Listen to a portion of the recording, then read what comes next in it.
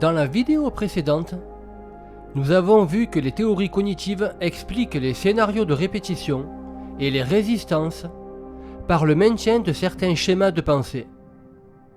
La psychanalyse formule une autre hypothèse. Et si ce qui se répétait n'était pas seulement un dysfonctionnement? Et si la répétition exprimait quelque chose qui ne peut pas être transformé par la seule compréhension intellectuelle? Les schémas cognitifs, les croyances ou les scénarios ont une fonction de stabilisation. Ils donnent une signification relativement fixe à ce qui nous arrive. Ils organisent notre expérience. Pourtant, certaines expériences semblent résister à cette organisation. Certaines pensées conservent un vécu de réalité, alors que nous savons intellectuellement qu'elles sont fausses. Par exemple, une personne dit « Je sais que personne ne me juge, et pourtant, je me sens jugé ». Comment comprendre ce paradoxe?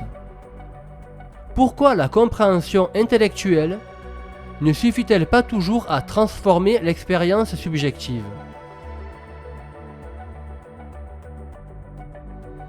La psychanalyse fait l'hypothèse qu'il existe un point où notre compréhension rencontre une limite.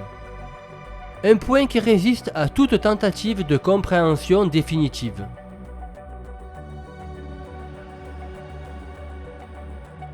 Selon Sigmund Freud, ce point qui résiste n'est pas simplement un défaut de raisonnement.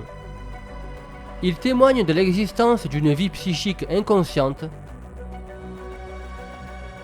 qui continue à agir malgré ce que nous savons consciemment.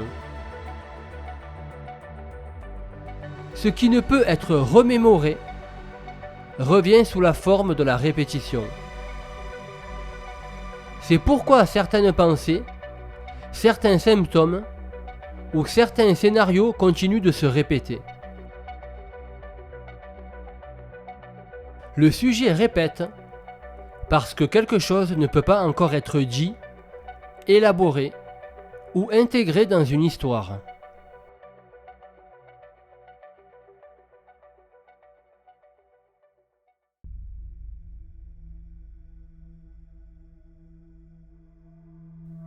Selon Jacques Lacan, ce qui insiste dans la répétition n'est pas seulement le retour d'un souvenir ou d'un fantasme refoulé. C'est aussi la manifestation d'un point qui ne peut jamais être entièrement symbolisé. Pour lui, notre vie psychique rencontre toujours un point qui échappe à toute symbolisation complète. Ce qui revient dans la répétition témoignerait d'un point qui ne peut jamais être pleinement représenté dans la pensée. Ce qui ne peut jamais être entièrement dit. Une chose impossible à intégrer complètement dans une signification. Un point énigmatique. La psychanalyse fait l'hypothèse que cette énigme n'est pas un simple manque de connaissance. Elle serait liée à la nature même du désir, qui ne peut jamais être complètement réduit à une réponse ou à une certitude.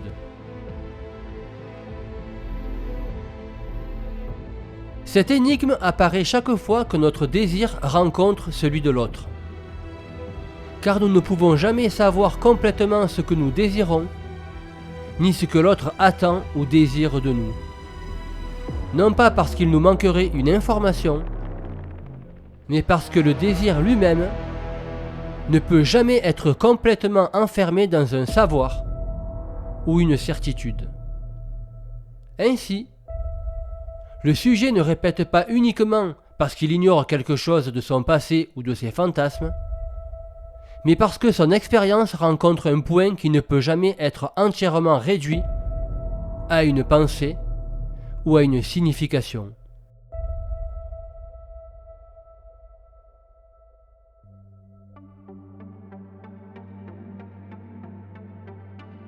À partir des travaux de Sigmund Freud et de Jacques Lacan, nous pouvons proposer l'hypothèse suivante.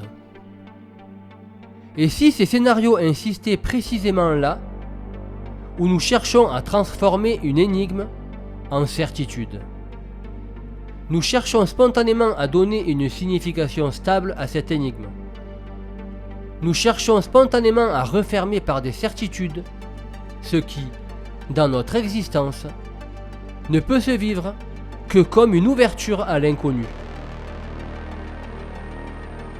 La souffrance ne viendrait pas seulement des scénarios que nous construisons, elle viendrait aussi de notre difficulté à soutenir ce qui, dans notre existence, demeure irréductiblement énigmatique.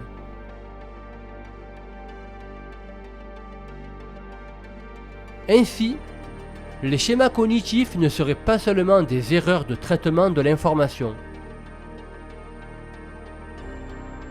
Ils pourraient aussi être compris comme des tentatives de donner une réponse définitive à une question qui, par structure, restera toujours ouverte. Une tentative de donner une signification stable à une expérience qui comporte une part d'inconnu.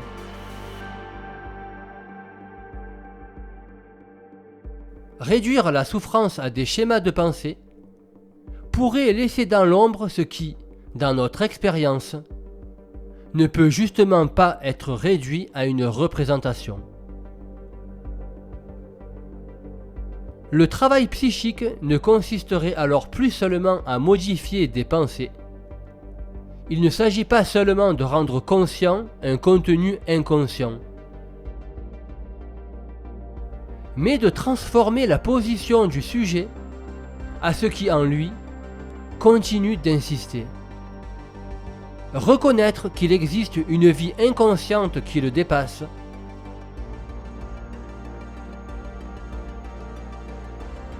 et permettre une relation moins conflictuelle avec cet inconscient.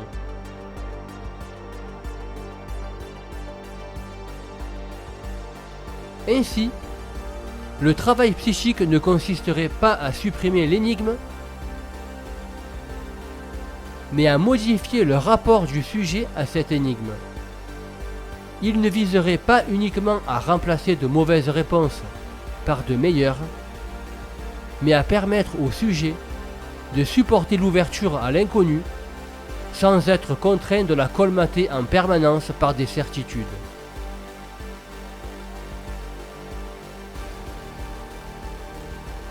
Lorsque le sujet n'est plus contraint de refermer par des certitudes ce qui, dans notre existence, ne peut se vivre que comme une ouverture à l'inconnu,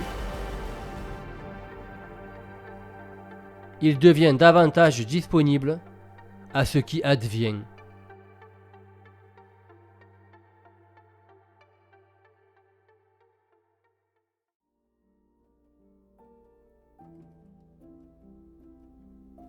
Mais si comprendre ne suffit pas, qu'est-ce qui transforme réellement un être humain?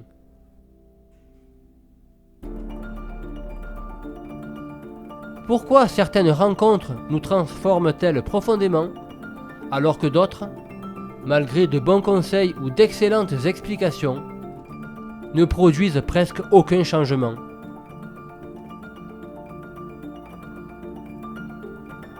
C'est cette question que nous explorerons dans la prochaine vidéo.